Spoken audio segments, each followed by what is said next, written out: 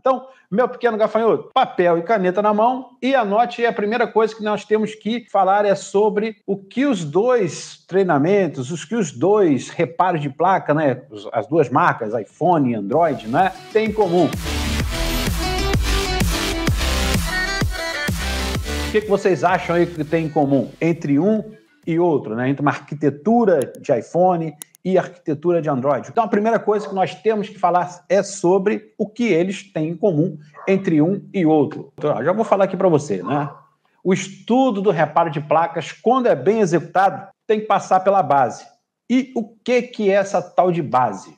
Para saber se é Android ou iPhone. O que é essa tal de base, não é? Primeiro, conhecer a arquitetura da placa. E o que vem ser aí a arquitetura da placa, meu pequeno gafanhoto? O que vem a ser essa arquitetura da placa? Conhecer os setores da placa, conhecer onde é que está o IFPMIC, onde é que está o processador, onde é que está a memória, onde é que está o circuito de carga, onde é que está o Wi-Fi, onde é que está o chestnut, onde é que está o backlight, entender ali onde é que está o circuito de carga de um, circuito de carga de outro, você se setorizar na placa e você entender também o conjunto de componentes de processador, qual o processador que tem naquela placa ali, porque tudo é construído, todos os outros componentes, os outros circuitos, a base do circuito todinho que são conectados ao processador, são construídos especificamente para aquele processador, para aquela CPU. Então, quando o cara faz um processador, né, ele também já está pensando no PMIC, é uma venda casada ali. Por que o cara tem que colocar um PMIC de acordo com o processador? Porque o cara constrói o processador e a demanda de corrente que vai atender, vai suprir as necessidades desse processador, ele é gerado pelo PMIC. Então, o cara faz enxuto, né?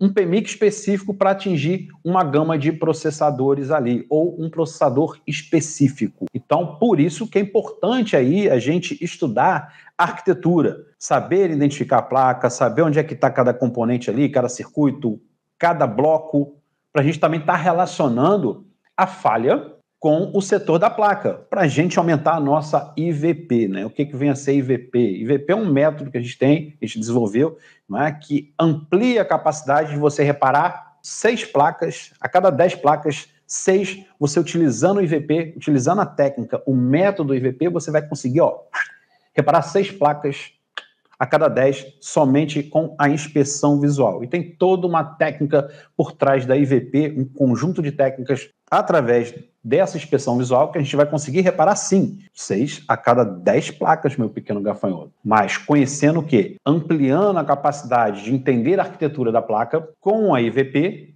você vai conseguir avançar muito. Então, primeiro aí é justamente a arquitetura da placa. E o segundo, justamente é conhecer os princípios da eletrônica aplicada aos reparos de placa de smartphone. Por quê? Qual é a diferença da eletrônica massiva, né, que a maioria dos professores ensina, fórmulas, cálculo, eu tenho que ensinar como é que é o buck por dentro, como é que é o chaveamento, como é que é o círculo de elétrons e não sei o quê. E a eletrônica que eu aqui ensino para os meus alunos, né, para todos os meus alunos, é uma eletrônica mais suave, é uma eletrônica mais na prática, é uma eletrônica enxuta, menos confusa para você, né? Justamente a eletrônica que você vai aplicar para reparo de placas. Lembrando que, esqueçam, vocês não são engenheiros, projetistas, pode até ter um colega engenheiro aí, tudo bem, mas vocês não são projetistas de hardware, vocês são técnicos reparadores, então a eletrônica é focada para fazer reparos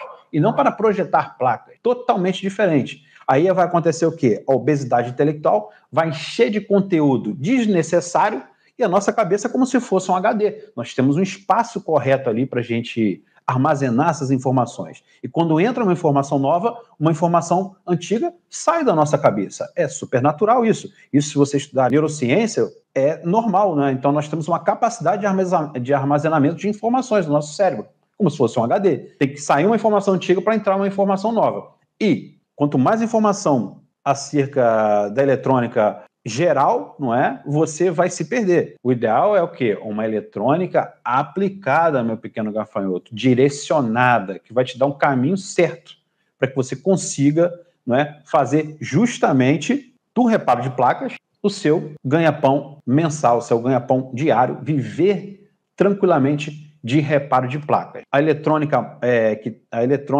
que é ensinada em diversas escolas aí, vai te causar uma sensação de você estudar e uma confusão muito grande. E a gente tem aqui uma eletrônica aplicada, uma eletrônica mais na prática, uma eletrônica mais enxuta. Então, me interessa aí justamente a arquitetura que eu falei para vocês, estudar a eletrônica aplicada aos smartphones e o terceiro é conhecer justamente as ferramentas básicas, meu pequeno gafanhoto. Quais são as ferramentas básicas que eu posso ter?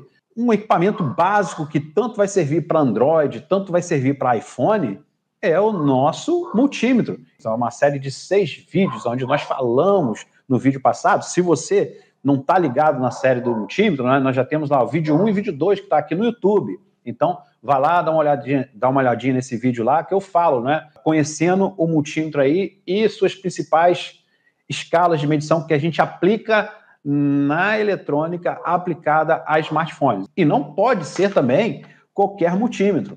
Não pode ser também multímetro de R$1.000, de R$2.000, de R$15.000. Tem que ser um multímetro específico que vai te ajudar a você buscar elementos que te dê o mesmo valor lá de medição. Quando você compra, adquire uma ferramenta e tudo. Então, isso está até a escolha do multímetro correto.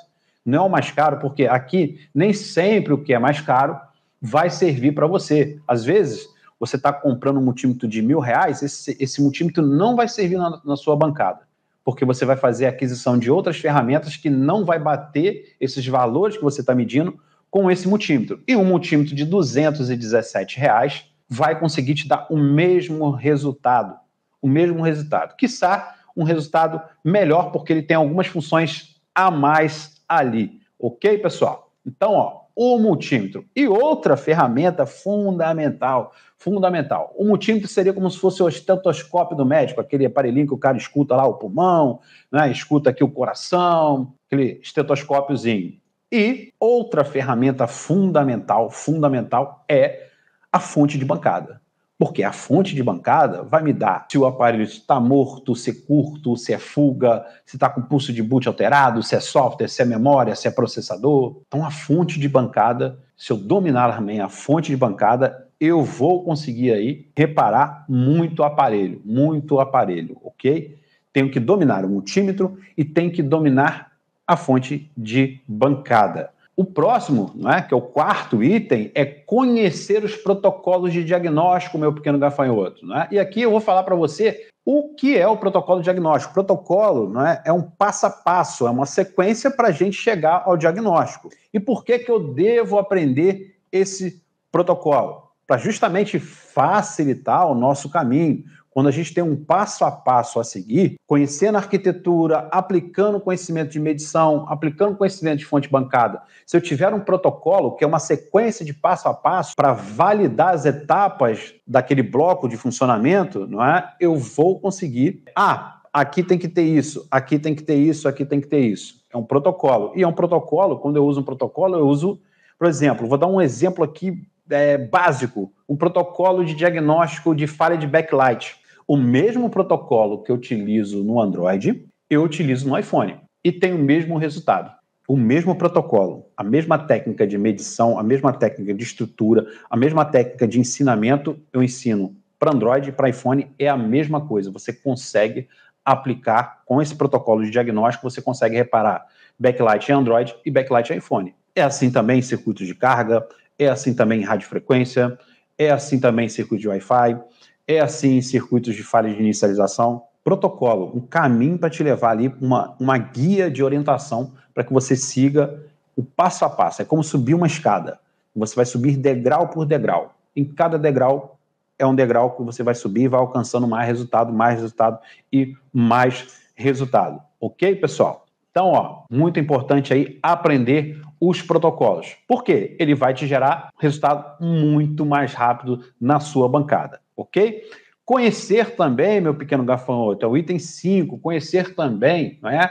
As técnicas adequadas no reparo. Então, eu tenho que fazer o diagnóstico, eu tenho agora que conhecer as técnicas adequadas de reparo. Por que é importante a gente ter o domínio da arquitetura de placas? Por quê? Porque eu vou ter uma técnica muito mais segura ali para poder remover um CI, que eu sei se aquele CI é resinado ou não, eu sei que alguém atrás dele é resinado ou não, eu sei a temperatura que eu posso aplicar, porque ele está perto de processador, ele está perto de memória, eu sei o tempo de vazão, eu sei o tempo de exposição do calor, eu sei a vazão, eu sei a temperatura que eu vou aplicar na minha estação de ar. E, justamente, né, as habilidades manuais podem dar segurança no reparo e eliminar o medo que você, meu amigo, que o técnico tem de matar a placa do cliente. Então, é praticar. Justamente, quando eu entendo a arquitetura, eu consigo praticar, eu sei onde eu posso dar mais calor, eu sei onde eu não posso, eu sei onde eu posso remover a blindagem no calor, eu sei onde eu tenho que remover a blindagem no alicate ou na retífica, para não atingir o processador ou a memória que está resinado. O que acontece aqui, vou contar uma história para vocês, o que acontece aqui nas minhas turmas presenciais e também nas turmas online, não é justamente o cara consegue até localizar o defeito. Ele vai lá e acha, achei esse capacitor em curto, só que esse capacitor está do lado do processador. Aí aplica o quê? Aplica o calor, temperatura ou a técnica errada para remover aquele componente que está em curto ali. Ele não domina a técnica para fazer o reparo. E um aparelho que era somente aquele componente em curto, ele acaba colocando um defeito, mas ele começa ali, ele deu calor do lado do processador, um calor totalmente errado, tempo errado, vazão errada, fez com que o aparelho sofresse aí mais outro defeito agora na CPU. Então, para que ele funcione, para que esse aparelho funcione, ele vai ter que fazer o quê? Extrair a CPU, fazer rebalho na CPU, aí geralmente vai ter que fazer também no PMIC, aí acaba aumentando o seu custo de tempo naquele aparelho, por justamente não dominar a técnica correta. Então, se você domina a técnica correta para fazer o reparo, dominando a arquitetura de placas, você vai avançar, você vai decolar e vai parar de ter medo aí de matar a placa do cliente, né?